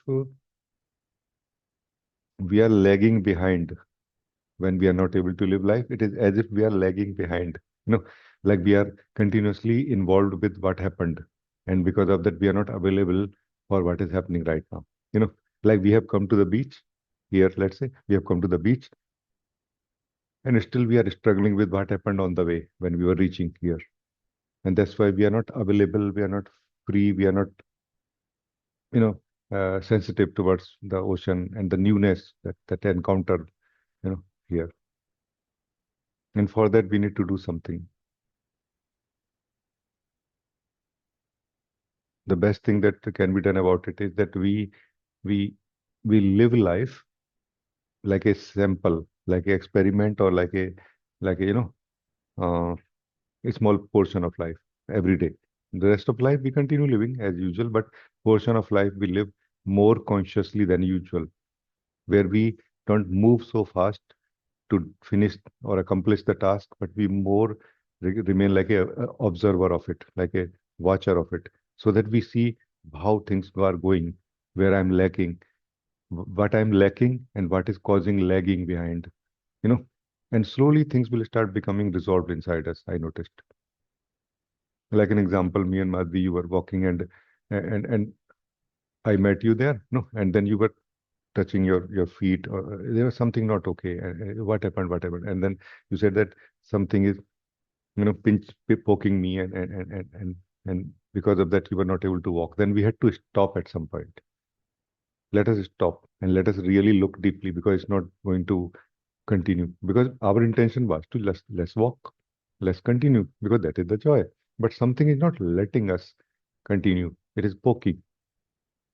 Then we found that there was a thorn actually which got entered into your slipper shoe, no? Rubber slipper. So we removed that. So what is the importance of observing?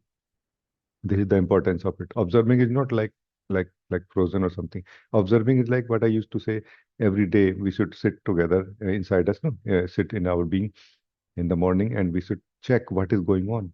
Like a like a observer, we should look at what is going on. That is going to give us a much more clearer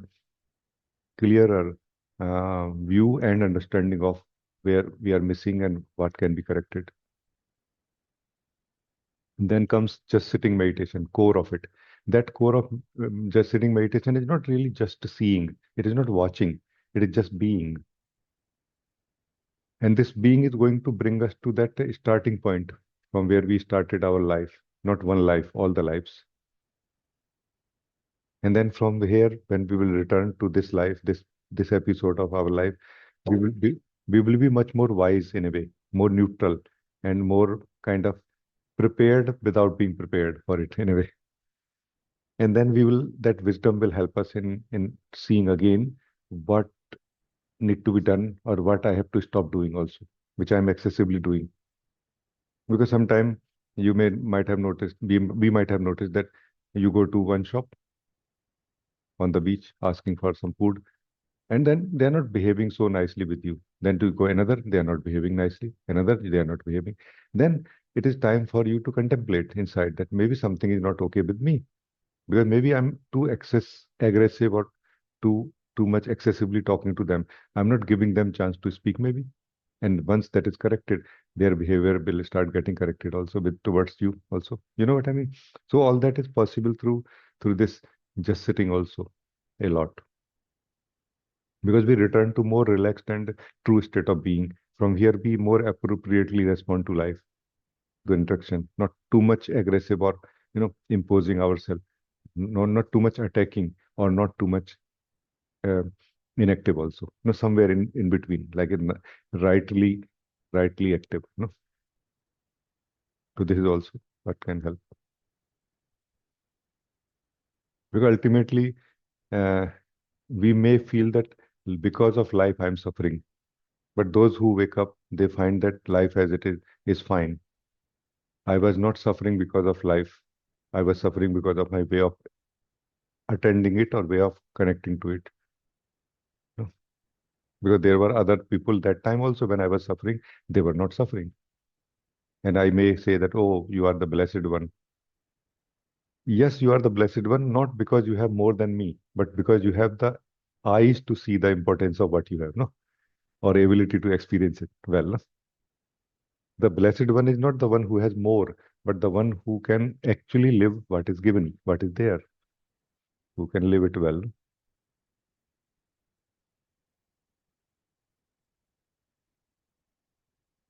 Some people cannot even experience or appreciate a flower, no, enough. And some other can even learn a lot from a thorn also, no, which has pinched into their slipper, no, for example. So it's about something being more present and stable in a way. This is why I give importance to clarity and stability. Because if some patterns are repeating, it's time to stop and see what is going on. You know what I mean? So just my way. Thank you. As I said, it's not direct answer to something, because you did not ask a question, but just felt like sharing something. Thank you. But I feel like it was the direct answer. Yeah, can you say again? I feel like it was exactly the direct answer. Oh, that's very nice. So Yeah, thank you for that. I feel little emotional now. I feel so touched. So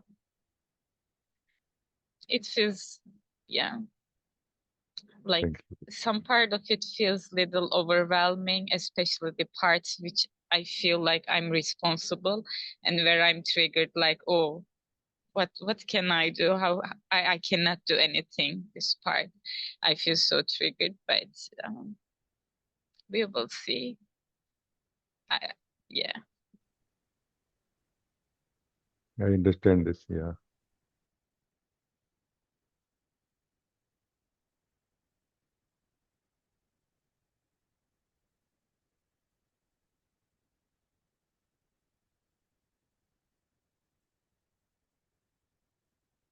Sooner or later, every one of us will come to this clarity that we have to be in sync with the existential flow. We have to fall in the discipline or in the loving, flow of will of God. That's the only one way to be happy, to be joyful, to be growing, to be coming home also, to come home also. No, because we don't know really what is right at any point of time. We don't know what is wrong at any point of time. Shall I go this direction or that direction? We don't know. We just believe that we know. No, if somebody believes that I know, but we don't, what is the sign? Soon, very soon, they will be unhappy because the life will dry. Life will become dead there. No, life remains where the will of God flows. No, life is nothing but will of God flowing. No, isn't it?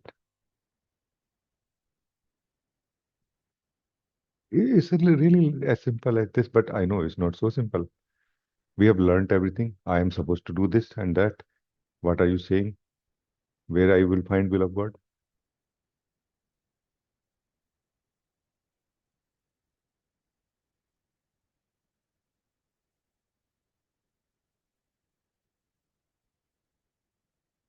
Where you find joy flowing from inside you to outside, that is where you will find will of God also. No? Because there is a stream of love and peace and joy and happiness trying to flow from you, from your own heart into this life, no? As you will allow it to happen. By meditation also, by the way, just sitting meditation is that very perfect environment where we kind of don't interfere too much. And then this stream of love will start flowing from inside out. No, also. It's not a small thing. Just sitting meditation is not a small thing. It's like a whole package of everything essential, included in it.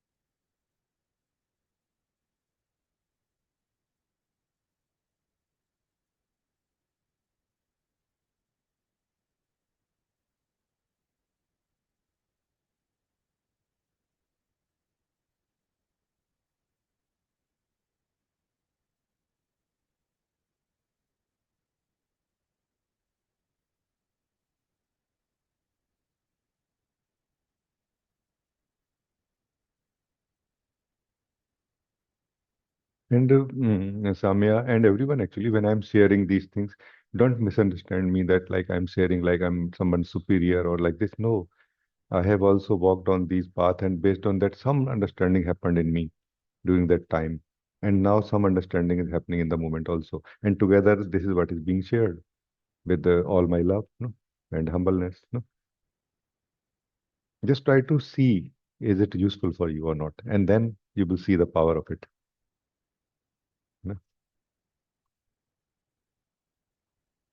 Don't believe it, because believing is such a wastage of time here. It's just wasting the opportunity. Believing anything here is like wasting the opportunity. No?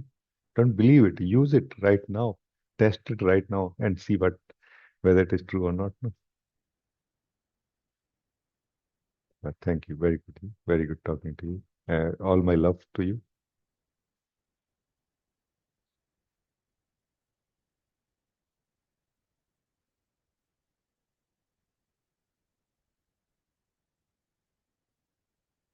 I shared whatever I could, and I also pray to my Lord that He help you in from within, guide you from within to the right direction, where even if you are not, you don't start feeling joy immediately, but you start seeing clearly or having eyes to see the relevance of this suffering in which you are right now, maybe also.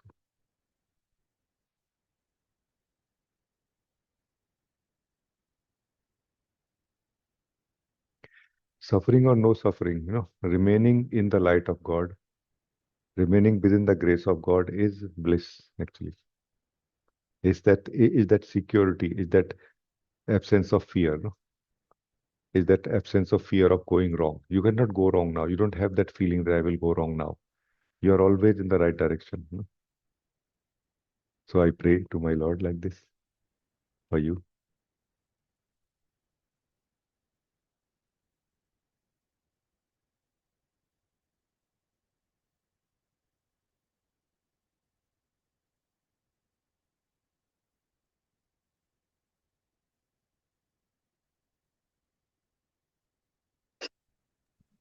Thank you. Thank you.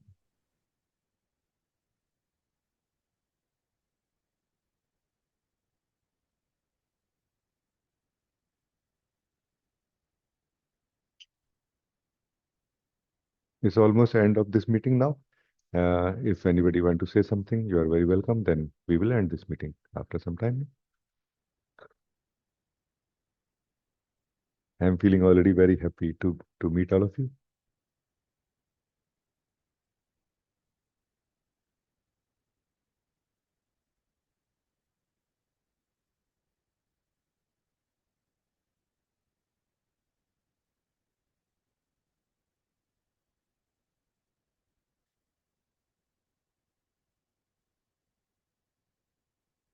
Karuna, you want to say something?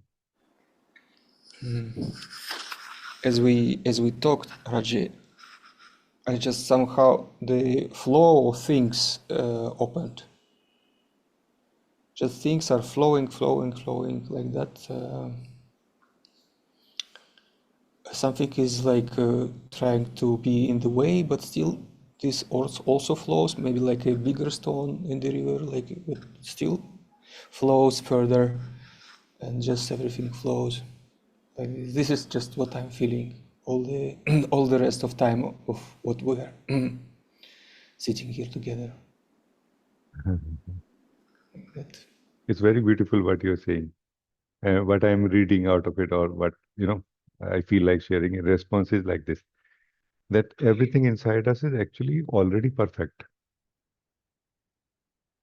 It is just that there's a less life when we feel confused or stuck or suffering or lost. As the more life flows through us, as everything becomes more alive, the being that you are also feels your existence. Things start connecting with each other so nicely within us. Those who were looking like problems, those things which were looking like problems, they are found to be a part of a solution, bigger solution. No? Independently, separately, they were looking like a problem to be handled. But when put together through the flow of life from inside, they are found to be part of a bigger solution. You see what I mean? Which we could never think of actually. We can never think of that okay, this is how it's going to work. Like we were not able to figure out basically. Those small parts which were like a stone in our soul, no? They were found to be different parts of a solution which can make us fly, which can give us that experience of freedom from gravity, So this is that magic actually. Not all of this which happens in the direction of awakening can be understood by the individual mind, logical mind, no? That's why, as you are appreciating it, I feel very happy that yes, you can see this, no?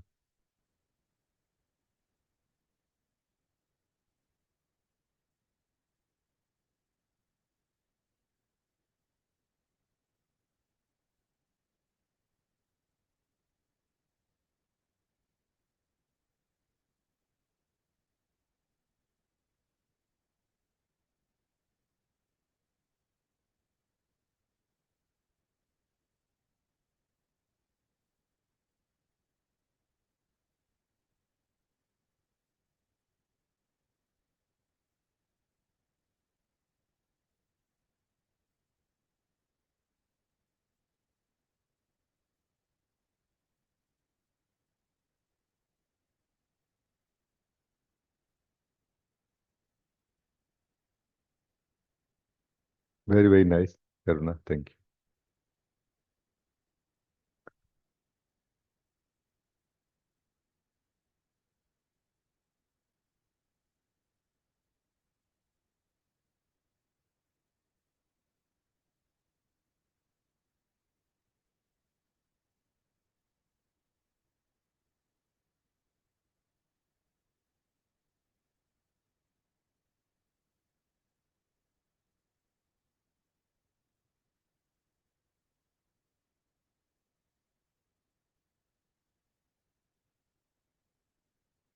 I feel like this, that knowing everything is awareness. No? Knowing everything is awareness. Being everything is love. Being everything is love. That's why awareness always have a stress to it. No, there's a stress to awareness because a individual level is trying to hold the universal knowledge. No, knowing everything. No? But love does not have that stress. Now knowing everything also and being everything also, but joyfully, no, joyfully, right? Because now everything is everything, not I am everything. Do you see the difference? Not I'm not everything. Everything is everything. I'm just not. I'm just not. No, but I am, of course. No, who is speaking otherwise? You see the point of love. That is ultimate attainment of life. Oneness is the idea of the mind only, individual mind. No, I'm not talking about oneness. Where that's a very confusing idea or very appealing idea also for the person, for the individual. Oneness. No, I'm not talking about that.